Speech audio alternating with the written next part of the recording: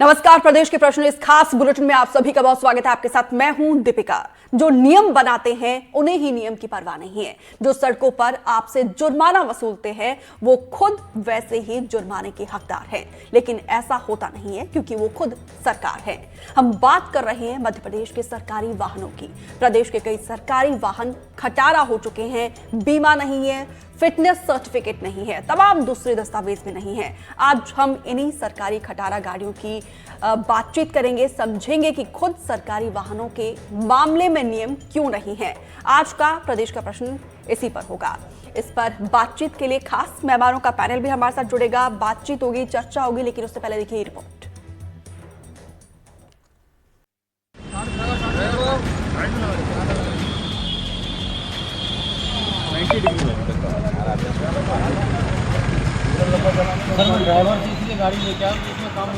अगर आप बिना बीमा या हेलमेट के 2 पहिया वाहन चला रहे हैं, बिना वैध दस्तावेजों के 4 पहिया वाहन चला रहे हैं तो जुर्माना लगना तय है।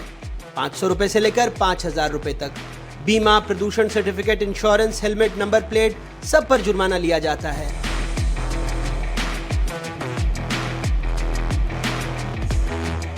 लेकिन अगर हम आपको बताएं कि वही पुलिस जो मोटर व्हीकल एक्ट के प्रावधानों को लागू करवाने कमर कस के तैयार रहती है, वो खुद बिना फिटनेस, बिना बीमा और कई बार तो बगैर नंबर प्लेट के गाड़ियां चला रही है।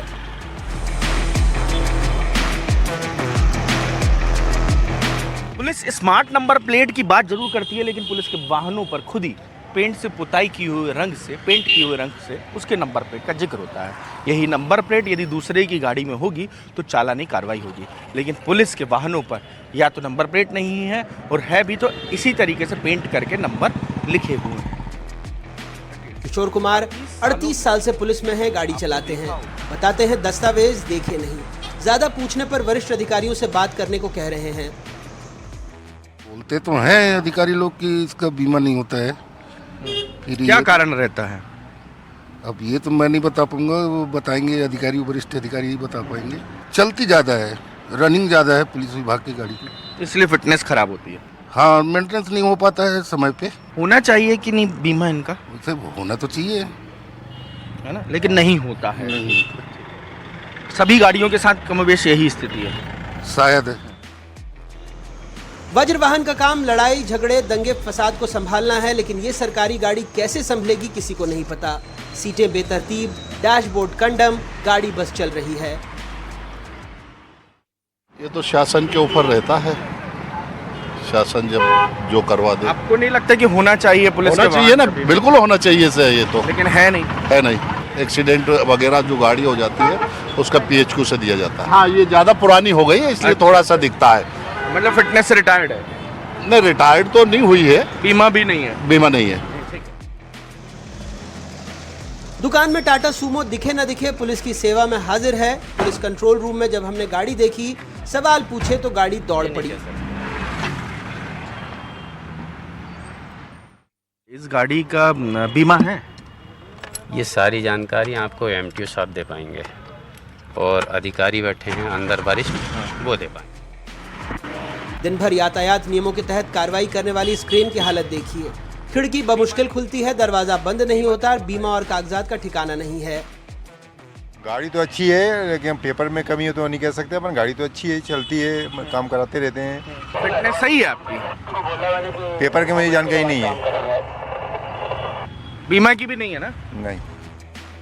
मोहम्मद आरिफ के पास पुलिस कर्मियों को लाने ले जाने का जिम्मा है। गाड़ी की हालत कैसी है खुद देखिए और सोचिए इसमें पुलिस वाले कैसे आते और जाते होंगे। कैसे काम चलेगा? शासन चलवा रही है, वो लोग चलवा रहे हैं तो अपन क्या कर सकते हैं। होगी आपको जाने, वो MTO साहब को पता रहता है, अपने लोगों को कुछ पता नहीं। यातायात विभाग की ये क्रेन 2 पहिया वाहन उठाती है। इसमें तैनात पुलिसकर्मी का दावा था सारे कागजात उनके पास हैं। ज्यादा कुरेदा तो कहा फुर्सत में मिलना। बीमा है, बीमा है, फिटनेस भी है। फिटनेस क्या है? फिटनेस का मतलब क्या है? इंजन से मतलब रहता है। अच्छा, फिटनेस मतलब इंजन होता है। फिर आप फुर्सत में मिलना, फुर्सत में मिलेंगे तब आप बता देंगे। मैं अभी खाना बांटने। ये कंडम गाड़ियां हमने आपको दिखा दी, लेकिन पुलिस के अफसर कहते हैं फिटनेस से वो समझौता नहीं करते, बीमा राशि भी देते हैं। सामान्य तौर पर इसको लेकर के अलग से जो भी माननीय न्यायालय के आदेश होते हैं उसके आधार पर उसमें उनकी बीमा की राशि संबंधित जो भी एजेंसी होती है जिसके लिए आदेश पारित होता है उसको दिया जाता है। इंडिविजुअल स्तर पर अलग अलग स्तर पर वाहन पुलिस में बीमा नहीं कराया जाता, लेकिन एक यूनिफाइड स्तर पर इसका एक जरूर व्यवस्था रहती है और जो भी माननीय न्यायालय का आदेश होता है उसका पालन सुनिश्चित किया जाता है। फिटनेस और बाकी प्रावधान में बिल्कुल उच्चतम स्तर पर रखना सुनिश्चित किया जाता है, उसमें किसी तरह का कोई समझौता नहीं किया जा सकता। सरकारी फाइलों में मोटर व्हीकल एक्ट में सरकारी गाड़ियों के बीमा को लेकर मतभेद हैं। मोटर व्हीकल एक्ट में 217 धाराएं हैं। पेट्रोल डीजल वाहनों के लिए हर साल बीमा अनिवार्य है। दुर्घटना में मौत या घायलों की स्थिति में वाहन मालिक को जेल हो सकती है। प्रशासनिक अफसर भी इसके दायरे में आ सकते हैं। लेकिन धारा 146(2) के तहत नौकरशाहों को छूट पर मतभेद है। सरकारी वाहनों को शासकीय कार्यों के लिए छूट मिली हुई है। व्यावसायिक उपयोग के लिए उपधारा 1 के तहत नियम लागू हैं। हालांकि मोटर व्हीकल एक्ट के तहत सभी वाहनों के लिए थर्ड पार्टी बीमा भी अनिवार्य है। ये बीमा दुर्घटना में किसी तीसरे पक्ष को हुए नुकसान की भरपाई के लिए होता है। सरकार पुलिस वाहनों का बीमा न कराने के पीछे खर्च बचाने का तर्क देती है, इसलिए वो केवल दुर्घटना होने पर ही मुआवजा देती है। लेकिन सवाल है कि क्या ये नीति पीड़ितों के अधिकार की रक्षा करती है? कानून सभी के लिए समान है, लेकिन मध्य प्रदेश में ऐसा लगता है आम जनता और पुलिस के लिए अलग अलग नियम हैं। जहां नागरिकों को मामूली उल्लंघनों पर भारी जुर्माना देना पड़ता है, वहीं पुलिस वाहन बिना बीमा, पंजीकरण या फिटनेस प्रमाण पत्र के चलते रहते हैं। शासन क्यों नहीं बीमा करती है, ये एक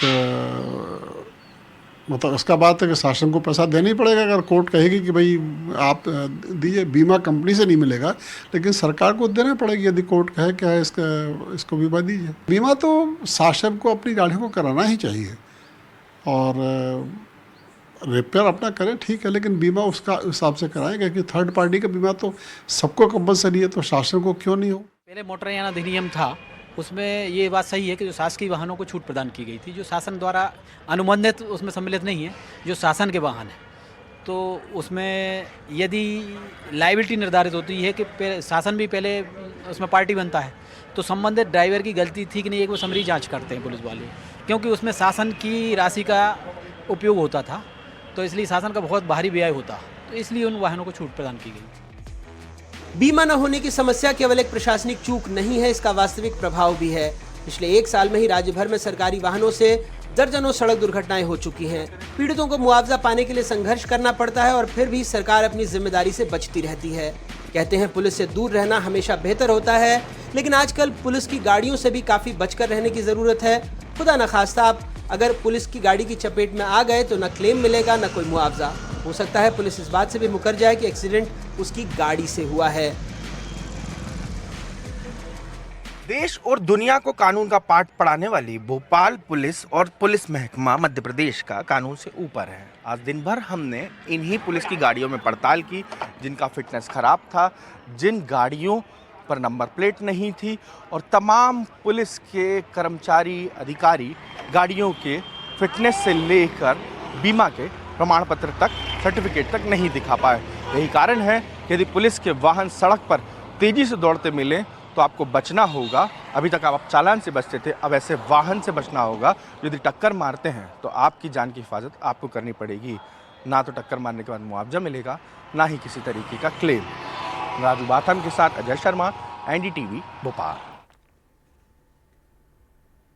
और इस पर बातचीत करने के लिए खास मेहमानों का पैनल हमारे साथ जुड़ चुका है। चेतन सिंह सोलंकी पर्यावरणविद है, अमूल्य निधि पब्लिक हेल्थ एक्सपर्ट है, योगेश गुप्ता बीजेपी के स्पोक्स पर्सन है और doctor Vikram Chaudhary spokesperson है कांग्रेस के। आप सभी मेहमानों का हमारे साथ जुड़ने के लिए बहुत बहुत शुक्रिया। सबसे पहले योगेश गुप्ता जी आपके पास आते हुए, क्योंकि आप ही की सरकार है, आपने देखा होगा ये रिपोर्ट किस तरीके से हमारे सहयोगी ने ग्राउंड जीरो पर जाके पूरी पड़ताल की है। सवाल यही है कि क्या नियम कानून पुलिस वालों के लिए नहीं है जो दिन रात लोगों को कानून का पाठ पढ़ाते हैं? नहीं, देखिए दीपिका जी, जो पुलिस जनता जनार्दन से कानून का पालन कराती है, उस पुलिस के लिए भी कानून है। और जैसा कि हमारे पुलिस कमिश्नर साहब ने आप ही की रिपोर्टिंग में ये बात बताया कि अगर बीमा को लेकर जो प्रश्न किया गया कि यूनिफाइड स्तर पर बीमा होता है गाड़ियों का, हर गाड़ी का इंडिविजुअल बीमा नहीं होता है। कुछ सरकारी गाड़ियों को बीमा एक्ट के अंतर्गत छूट भी मिली हुई है। तो ये दो बातें हैं। रही बात मध्य प्रदेश शासन की जो गाड़ियां हैं, निश्चित रूप से स्टेट गैराज से जब निकलती हैं तो सारी फॉर्मेलिटीज पूरी करके निकलती हैं, चाहे वो बीमे को लेकर हो या रजिस्ट्रेशन को लेकर हो। ये तमाम जो फॉर्मेलिटीज होती हैं वो निकलने के वो लगे होने के बाद ही वो स्टेट गैराज से इशू होती हैं संबंधित विभागों को, संबंधित अधिकारियों को। एक बात। दूसरी बात, पर्यावरण को लेकर पहले ही मध्य प्रदेश सरकार काफी गंभीरता से काम कर रही है। आज से 15 साल पहले डीजल गाड़ियों को शने शने हटाया गया है, एलपीजी आई, फिर उसके बाद सीएनजी की गाड़ियां आई, अब तो ईवी का जमाना आ गया है। तो इलेक्ट्रॉनिक गाड़ियां भी मध्य प्रदेश सरकार खरीद रही है। तो ऐसा नहीं है कि कंडम गाड़ियां, अब पुलिस विभाग में कुछ गाड़ियां जरूर मैं मान सकता हूं आपकी रिपोर्टिंग के आधार पर कि कुछ पुरानी होंगी, उनको बदलने का समय आ चुका है, निश्चित रूप से बदलाव किया जाएगा। कब किया जाएगा? योगेश गुप्ता जी, संयोग की बात है आज कि 150 इलेक्ट्रिक बसेस जो है इंदौर को ही सबसे ज्यादा दिया गया है। एक तरफ आपकी सरकार ये शानदार पहल करी, दूसरी तरफ ये भी तस्वीर है। आप कह रहे हैं कि कार्रवाई होगी, इंतजार किस चीज का किया जा रहा है? नहीं, किसी चीज का इंतजार नहीं किया जा रहा। सरकारी प्रोसीडिंग के अंतर्गत जब परचेज होगी निश्चित रूप से पुलिस डिपार्टमेंट को भी दिया जाएगा। और कई बीच में कई गाड़ियां दी भी गई हैं, इनोवा से लेके और आपकी बोलेरो और पिकअप वैन तक, जो नई आज के एडवांस टेक्नोलॉजी वाली गाड़ियां हैं वो पुलिस विभाग को मुहैया कराई गई हैं। ये जो 1-2% गाड़ियां जो पुरानी रह गई हैं इनको शीघ्र हटाया जाएगा।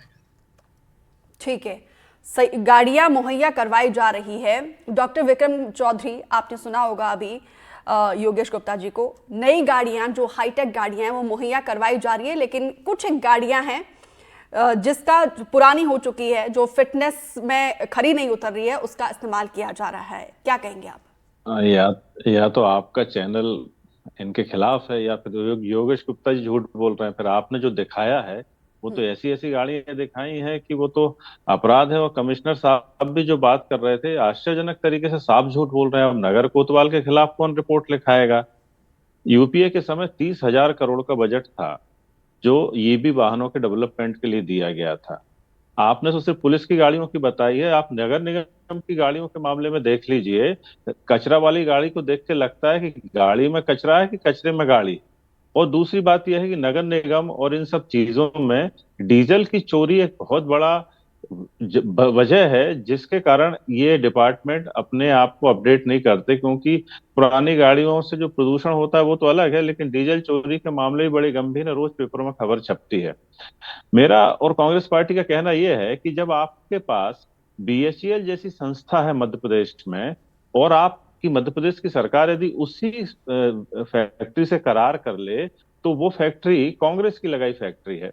वो फैक्ट्री पूरे मध्य प्रदेश के सरकारी विभागों में उच्च क्वालिटी की ईवी गाड़ियां दे सकती हैं। लेकिन नवाचार नहीं करना है, सिर्फ भ्रष्टाचार करना है।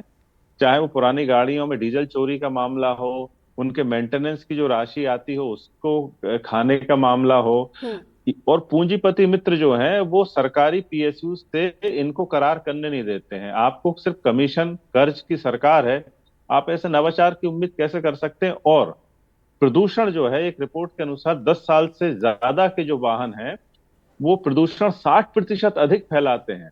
और सरकारी विभाग में सारे के सारे जो हैं 10 साल से पुराने वाहन हैं और डीजल वाहन है। सबसे बड़ी बात यह है, अब ये कौन सी बात है ईवी की कर रहे हैं आप? एक आध ईवी की फोटो आप भी खींची है, चुनौती आपके लिए भी दी है योगेश गुप्ता जी ने। बिल्कुल। चेतन सिंह सोलंकी, आरोप प्रत्यारोप लगते रहेंगे, लेकिन जो हमने रिपोर्ट दिखाई है कितनी ज्यादा, देखिए यहाँ पे जो पुलिस वाले ड्राइव कर रहे हैं उनके लिए तो हार्मफुल है ये। कभी भी कोई बड़ा हादसा होता है तो उनके लिए कोई प्रावधान, कोई सुविधा नहीं है, लेकिन पर्यावरण के लिहाज से कितना बड़ा खतरनाक है। सभी को मेरा नमस्कार। पर्यावरण की दृष्टि से देखा जाए तो दो तरीके से खराब है जी। एक तो जो पुराना वाहन होता है वो इनएफिशिएंट हो जाता है, वो ज्यादा फ्यूल का उपयोग करता है, उसके जो प्रोसेसिंग होते हैं, उसके जो ये जो गैसेस होती है नॉक्स और सॉक्स, उसका ज्यादा आउटपुट होता है। परंतु एक आम जनता की दृष्टि से मैं बताना चाहूंगा कि ये जो प्रदूषण हमें दिखता है वो तो बहुत छोटा सा हिस्सा होता है जो स्मोक के रूप में हमें दिखता है। परंतु आप सभी को जान के आश्चर्य होगा कि जब कोई गाड़ी 5 से 7 किलोमीटर चलती है तो लगभग 1 किलोग्राम कार्बन उत्सर्जन होता है। और 1 किलोग्राम कार्बन उत्सर्जन जब हवा में जाता है तो 300 साल तक अपना असर दिखाता है। तो इन जनरल तो मैं सभी से ये गुजारिश करूंगा कि गाड़ी चलाना भी कार्बन उत्सर्जन होता है, भले ही आपकी नई गाड़ी हो पुरानी गाड़ी हो। पुरानी गाड़ी में चूंकि एफिशिएंसी कम हो जाती है, टेक्नोलॉजी पुरानी हो जाती है, जैसे अभी नया BS6 इंजन आया है, जो गाड़ियां हमने देखी शायद उसमें BS6 इंजन तो डेफिनेटली नहीं होगा। इसका मतलब वो तो ज़्यादा डीजल भी का उपयोग कर रही होगी, मतलब ज़्यादा कार्बन उत्सर्जन हो रहा होगा। जो इनविजिबल गैसेस वो तो हो ही रहा होगा, जो पार्टिकुलेट मैटर हैं जो PM2.5 है उसका भी ज़्यादा एमिशन हो रहा होगा। और साथ ही साथ में जो सॉक्स और नॉक्स दूसरी गैसेस होती है जिसका भी पर्यावरण पे गहरा प्रभाव होता है वो भी होता है। तो कुल मिला के एक तो हम विजिबल गार्बेज तो ज्यादा, जो विजिबल गार्बेज बोलता है उसको, जो दिखता है जो धुआं, पर इनविजिबल भी बहुत कुछ होता है। तो इन जनरल सारे दर्शक सुन रहे हैं तो सबसे बढ़िया पर्यावरण के लिए कुछ करना है। आपने यदि 5-7 किलोमीटर गाड़ी कम चलाई, मतलब 1 किलोग्राम कार्बन उत्सर्जन बचाया है, ये सभी को ध्यान देना चाहिए। और पुरानी गाड़ी को हटाना मेरे ख्याल से ये वेदर नियम में लिखा है या नहीं लिखा है, ये तो मुझे लगता है कि हर व्यक्ति की एक नैतिक जिम्मेदारी होना चाहिए, चाहे वो सरकार हो, प्राइवेट हो, कोई भी हो, क्योंकि हम सब जाने अनजाने जो पर्यावरण में कार्बन उत्सर्जन करते हैं उसका असर मुझ पे, मेरे बच्चों पे, आपके बच्चों पे, सभी पर होने वाला है। और अभी अभी 2-4 दिन पहले की बात देखें हम, 2 और 3 फरवरी के जो तापमान था, इंदौर और भोपाल के मैंने तापमान के डिफरेंस निकाले, टेम्परेचर के, दोपहर के 2:30 बजे के इंडिया मेट्रोलॉजिकल डिपार्टमेंट के हिसाब से लगभग 4.5 से 5 डिग्री सेंटीग्रेड का फर्क था मात्र 24 घंटे के अंतराल में। तो ये जो जलवायु में परिवर्तन हो रहा है उन सब के पीछे जो उत्सर्जन होता है हमारी गाड़ियों से, वो उसके लिए जिम्मेदार है, और पुरानी गाड़ियों से तो कुछ ज्यादा ही होता है। बिल्कुल। अमूल्य निधि, दिन रात यही पुलिस है जो लोगों को कानून का पाठ पढ़ाती है, बताती है कि ये नियम है, अगर इस नियम का पालन नहीं किया जाएगा तो भारी भरकम जुर्माना भी वसूलती है। ऐसे पुलिस कर्मियों के खिलाफ जो इस तरीके से वाहन चला रहे हैं, जिसका फिटनेस नहीं है, जिसका बीमा नहीं है, कार्रवाई क्यों नहीं होती है? देखिए, एक तरफ आपने बताया अभी कि मोटर व्हीकल एक्ट है, और मोटर व्हीकल एक्ट में ऑलरेडी प्रोविजंस रखे हुए हैं, और प्रोविजंस किसको देखना है? फिटनेस सर्टिफिकेट RTOs हैं, उनको भी देखना है। तो मोटर व्हीकल एक्ट कानून तो बन गया, लेकिन इसका मतलब है कि मॉनिटरिंग सिस्टम जो इंटायर सिस्टम है वो फुल है, और अभी तो डिजिटल हो गया है। आप ऑनलाइन जाएंगे और उसमें फिटनेस सर्टिफिकेट अपडेट करना है, तो वो ऑनलाइन सिस्टम होने के बाद इसका मतलब है कि कहीं ना कहीं पूरी मॉनिटरिंग सिस्टम फेल हो चुकी है। दूसरी बात है कि जैसे मोटर व्हीकल एक्ट आपने देखा है कि 217 के अंतर्गत वाहन मालिक को जेल भी हो सकती है, तो इसमें कार्रवाई किस पे करेंगे? क्योंकि अमला तंत्र तो वही है, पूरा सरकारी तंत्र ही अगर इस तरीके, जनता को क्या मैसेज जाएगा? इंडिया की आप देखिए जो कमिटमेंट है, COP26 में हम लोग जीरो कार्बन की और लो कार्बन डेवलपमेंट स्ट्रेटेजी की बात कर रहे हैं, यहाँ हम ही फैला रहे हैं, तो हम कैसे उसकी मॉनिटरिंग करेंगे? ये सिर्फ सरकारी वाहनों के पॉल्यूशन फैलाने की बात नहीं, इसके जो लार्जर इंपैक्ट हो रहे हैं, ये तो एक कार्रवाई हो, बट इसका ब्रॉडर इंपैक्ट देखिए ह्यूमंस पे कितना पड़ रहा है। जो लोग बच्चे जा रहे हैं, या उसी रोड से अगर बच्चे गुजर रहे हैं, ओल्ड एज होम लोग गुजर रहे हैं, तो उनमें क्या होगा? रेस्पिरेटरी इलनेसेस हो रही है। एयर पोल्यूशन में ऑलरेडी भोपाल और इंदौर में आपकी की चैनल ने खबर दिखाई थी कि क्या हो रहा है, हवा पानी की क्या स्थितियां हैं, तो उसमें जो रेस्पिरेटरी इलनेसेस और अलग बिल्कुल। अमूल्य निधि, आपने AQI की बात की है। एक समय था जब बड़े बड़े शहर है, दिल्ली, मुंबई, वहां की हालत, वहां की हवा की सेहत खराब थी। अब भोपाल, इंदौर, ग्वालियर, यहाँ पे भी AQI लगातार खराब होता जा रहा है। क्या इसके पीछे ये भी एक बड़ी वजह मानी जा सकती है? एक रीजन तो यही दिख रहा है कि ये एक बड़ा रीजन आया सामने आपके चैनल के माध्यम से कि IQ खराब करने में बोला जा रहा था कि क्या रीजन है, बट ये तो मैं समझ रहा हूँ कि बड़ी रीजन है, और इसके लिए सेंट्रल गवर्नमेंट को भी एक्शन लेना चाहिए, क्योंकि ये तो मामला इंडिया के कमिटमेंट COP26 का वायलेशन है ना, जिसमें इंडिया ने कमिट किया ऑलरेडी पेरिस एग्रीमेंट से सारे लेके।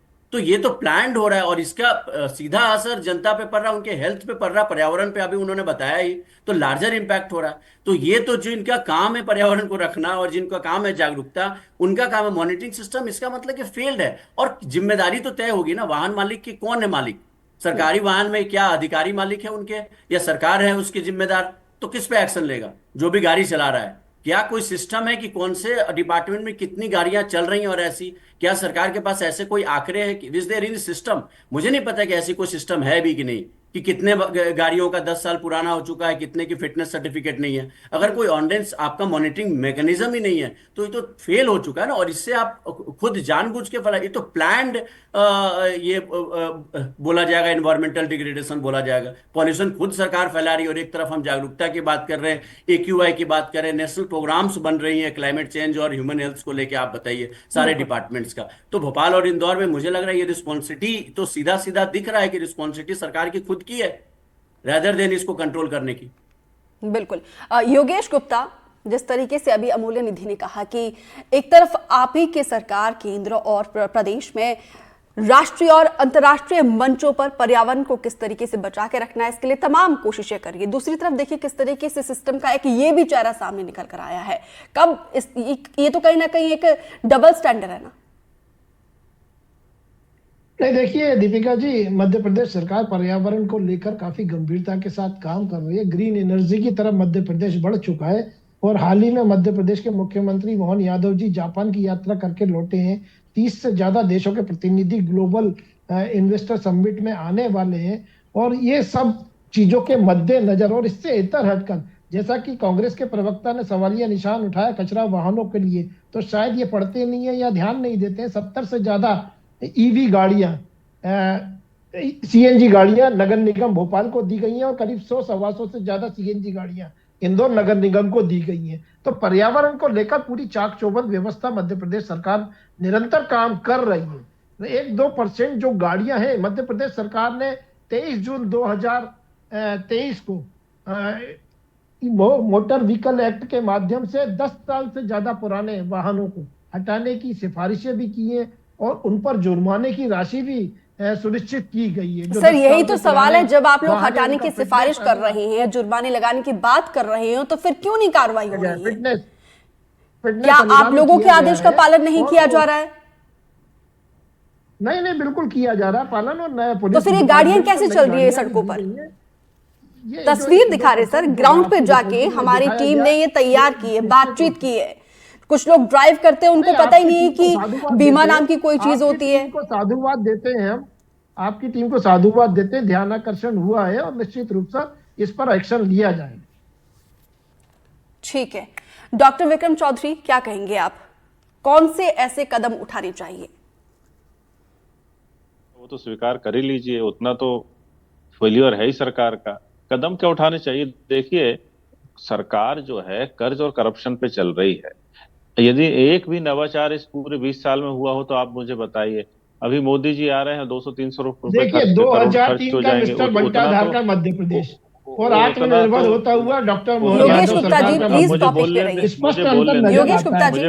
आज हम एग्रीकल्चर के मामले में आत्मनिर्भर है। मुझे बोलने दीजिए योगेश गुप्ता जी, देखिए हमारा मुद्दा सीधा जनता से जुड़ा हुआ मुद्दा है। मध्य प्रदेश बढ़ चुका है, हमें लोगों की चिंता है, इसीलिए ऐसे मुद्दे पे हम जो डिबेट करते हैं, आरोप प्रत्यारोप करने के लिए नहीं। Please Yogesh Gupta, please. एक आध कुंभ की यात्रा भी कराइए, क्योंकि इतना झूठ आप कांग्रेस में थे तब नहीं बोलना पड़ता था, अब तो सफा झूठ बोलना पड़ रहा है। डॉक्टर विक्रम, आपसे मैंने समाधान पूछा है, आप क्या सजेशन देंगे? समाधान ये है कि बहुत ही मामूली समाधान है, सरकार को संकल्प शक्ति दिखानी चाहिए। योगेश गुप्ता जी, प्लीज, समय कम है, आपको सब प्रॉपर टाइम। ट्रांसफॉर्मेशन जो है ईवी वाहनों पे लेके आया और BHEL जैसी संस्थाओं को आगे लेके आना चाहिए, उनको नेतृत्व देना चाहिए कि इसका समाधान कैसे होगा। क्यों झूठ बोल रहे हैं आप? डीजल वाहन वो सबसे, माननीय प्रधानमंत्री नरेंद्र मोदी के माध्यम से पिछले 10-12 ये जो दिख रहा है वो क्या है गुप्ता जी, जो मैडम दिखा रही है अपने चैनल पे, वो क्या दिखा रही है? चर्चा का विषय जो दिख रहा है वो है आपका झूठ। ठीक है, समय हमारे पास इतना ही है, और भी मेहमान हमारे साथ हैं। आप लोग इतना झूठ योगेश गुप्ता जी, डॉक्टर विक्रम, पराकाष्ठा पार कर जाते हैं आप लोग। आप मेरी बात सुनिए, ईवी वाहन को आपको आगे लेके आना चाहिए और तत्काल प्रभाव से कम डीजल वाहन तो बंद कर देना चाहिए। जो पर्यावरणविद और हेल्थ एक्सपर्ट बैठे हैं उनको वो बता चुके हैं कि डीजल वाहन तो कम से कम बंद करे सरकार। ठीक है डॉक्टर विक्रम जी। चेतन जी, मैं दीपिका जी नमस्कार। फिर से मैं ये कहना चाहूँगा कि हम लोग ये सारा एडवांस टेक्नोलॉजी और इलेक्ट्रिक व्हीकल और सोलर से गाड़ियाँ चलाना, ये भी अच्छी बातें हैं और मैं खुद सोलर का एक्सपर्ट हूँ, लोग मुझे सोलर के नाम से जानते हैं। एक चीज मैं सारे दर्शकों को आपके माध्यम से और सारे जितने इस पैनल में याद दिलाता हूँ हमेशा कि हमारा साइंस आगे बढ़ रहा है, हमारी टेक्नोलॉजी आगे बढ़ रही है, हमारी इकोनॉमी आगे बढ़ रही है, परंतु धरती का साइज नहीं बढ़ रहा। धरती पर खनिज नहीं बढ़ रहे हैं, धरती पर मिट्टी नहीं बढ़ रही, धरती पर पानी नहीं बढ़ रहा। कोई भी संसाधन, धरती का साइज फिक्स है, धरती के सारे संसाधन फिक्स है। इसलिए पर्यावरण को यदि आपको ठीक करना है तो सबसे पहले हमारी जरूरतें फिक्स होना चाहिए। और ये न सिर्फ उन गाड़ियों के लिए जो सरकार की गाड़ियां हैं जो खराब है, पर मैं हर गाड़ी चलाने वाले से अनुरोध करता हूं कि यदि आप सच में पर्यावरण के लिए कुछ करना चाहते हैं, अपने बच्चों के लिए जीने लायक धरती छोड़कर जाना चाहते हैं, तो क्या करना चाहिए? आज से अभी से अपने ट्रेवल को सीमित करना चालू करिए। ये जो पर्यावरण की प्रॉब्लम बढ़ रही है और जो पॉल्यूशन की प्रॉब्लम है, जो आपने कहा कि दिल्ली, इंदौर और भोपाल जैसे शहरों में भी फील होने लगा है। बिल्कुल। और आज दिल्ली की हालत है, हो सकता है आज के 10 साल बाद, 20 साल बाद वो इंदौर और माफी के साथ रोकना चाहूंगी चेतन जी।